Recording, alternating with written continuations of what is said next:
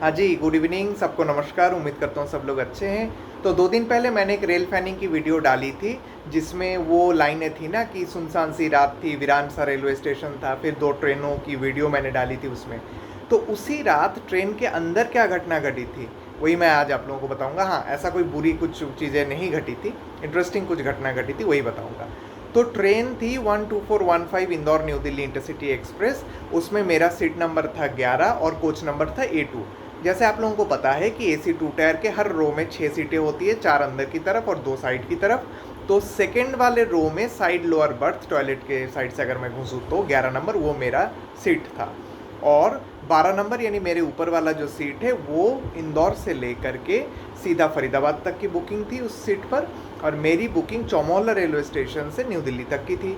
और अंदर की जो 4 सीटें थी यानी 7, 8, 9 और 10, इसमें से 9 नंबर जो सीट लोअर वाली अंदर वो कोटा तक खाली थी।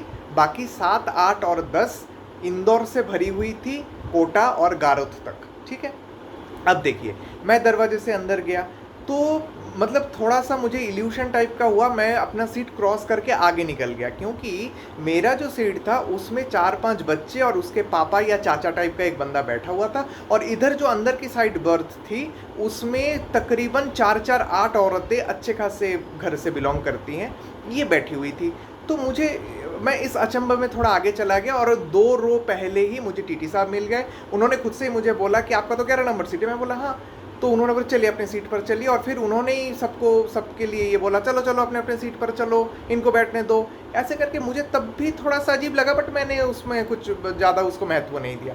तो बच्चे हट गए, वो चाचा या पापा टाइप के जो थे वो भी हट गए, मैं सीट पर बैठा। फिर वो इंसान मुझे बड़ा प्यार से हाँ हाँ आप ही का तो इंतज़ार था, आप ही की सीट है वगैरह वगैरह ये सब बोले।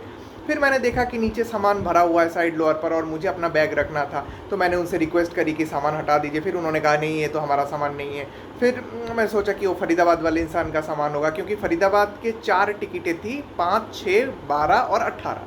तो मैंने 5 नंबर सीट पर और सब लोग बैठे हुए थे, उनको बोला तो उन्होंने बोला कि हाँ हमारा ही सामान है, तो उन्होंने हटा दिया। फिर मैंने अपना बैग डाल दिया।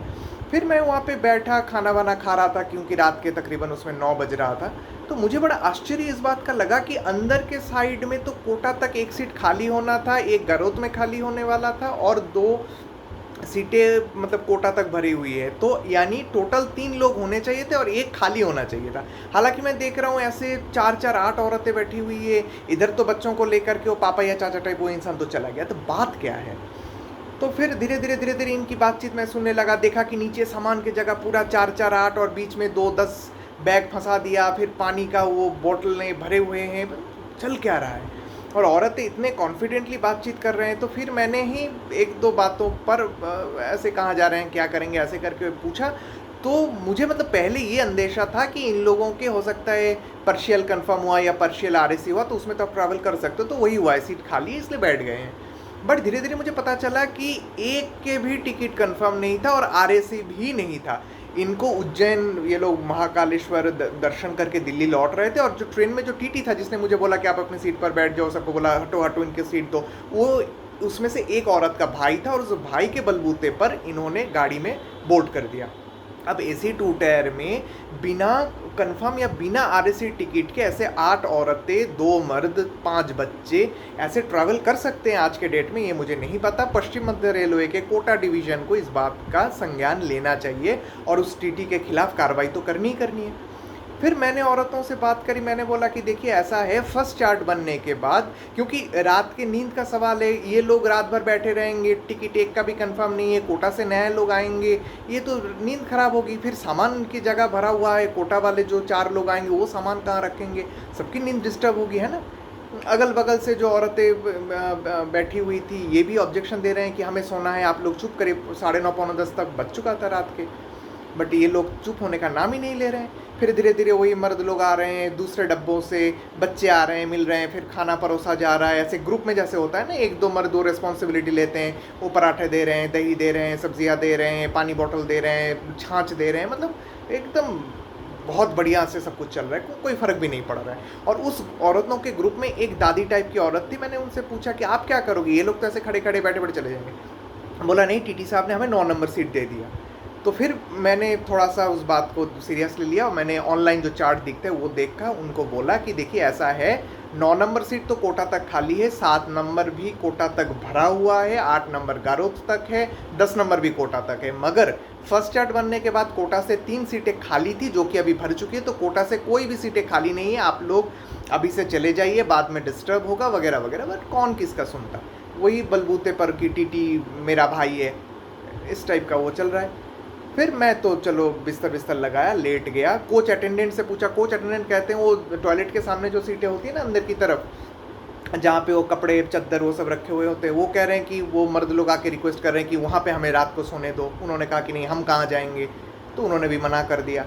ऐसा ऐसा है। फिर मैं तो चलो लेट गया। फिर क्या हुआ, कोटा से एक बंदा गारौत उतर गया, बाकी 2 कोटा में उतरे। इनके पास 1 सीटें थी कोटा में। पहले मैं सुन रहा हूँ एक्चुअली कि मतलब लेटे सुन रहा हूँ कि ये लोग कह रहे हैं नहीं अभी तक तो कोई नहीं आया, बच गया, हमारी सीट है सब कुछ। बट मुझे तो पता था ये लोग आने वाले हैं। और ये 12415 इतनी लोकप्रिय गाड़ी है कि यहाँ पे ये हर सीटें इसमें भरी हुई होती है। तो अल्टीमेटली कोटा से 4 लोग आए। फिर क्या हुआ, उस समय रात के 11 बज रहा था। फिर इन्होंने अपने मर्दों को बुलाया और इनको मतलब मर्द दूसरे A1 कोच के शायद 45 नंबर सीट पर बैठे हुए थे, वो भी कोटा तक खाली थी।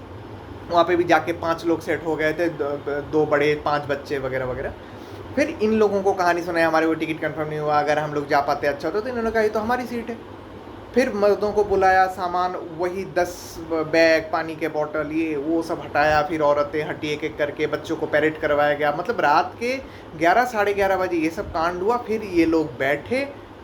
और अगर ये रात भर, मतलब मुझे अगर पहले से पता चलता कि ये कोटा तक, मतलब कोटा से आगे भी कहीं तक है और रात भर ये दिक्कत चलती रहेगी, तो मैं सीरियसली ट्विटर पर या जैसे भी वो कंप्लेन करता। मगर मुझे पता था कि कोटा पे सब कुछ ठीक हो जाए, इसलिए मैंने कुछ नहीं किया। तो ऐसी घटनाएं घटती है। आप लोगों को इस टाइप के चीज़ों को एंटरटेन नहीं करना है। कंप्लेन रेज करिए। आप भगवान के दर्शन करके आ रहे हैं, अच्छी बात है। 12 लोग 15 लोग मिलकर आप बाकी डब्बे में जितने लोग बैठे हुए हैं सबको डिस्टर्ब नहीं कर सकते, है ना। चलिए, धन्यवाद।